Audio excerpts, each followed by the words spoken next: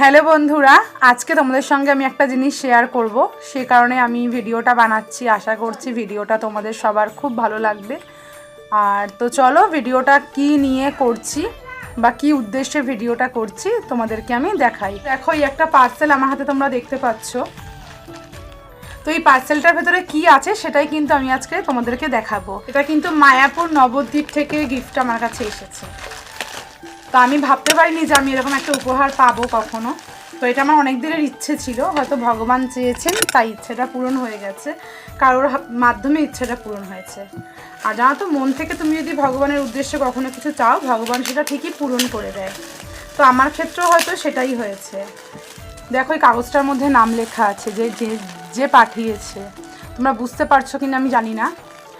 নবদ্বীপ মায়াপুর শম্পা দাস, শম্পা বৌদি আমাকে এই উপহারটা পাঠিয়েছে। বা কী উপহার পাঠিয়েছে সেটা তোমাদেরকে আমি দেখাচ্ছি। আমি ভীষণভাবে খুশি যে উনি আমাকে এই উপহারটার যোগ্য মানুষ বলে মনে করেছেন। তবে আমার হাতে এই উপহারটা পৌঁছেছেন এবং মায়াপুর নবদ্বীপ থেকে আনিয়েছে এই উপহারটা সম্পূর্ণ আমার জন্য। তো দেখো বন্ধুরা, আমি কি উপহার পেয়েছি। এটা আমার অনেক দিনের ইচ্ছে ছিল।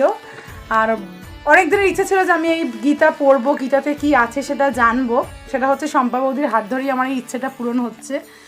তো দেখো, এই বইটা আমাকে উপহার হিসেবে দিয়েছে। কেমন হয়েছে অবশ্যই জানিও বইটা।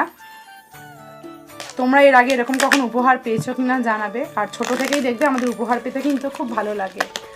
আর যখন এইরকম কিছু একটা উপহার পাই তখন সত্যি নিজেকে অনেক ধন্য মনে হয়।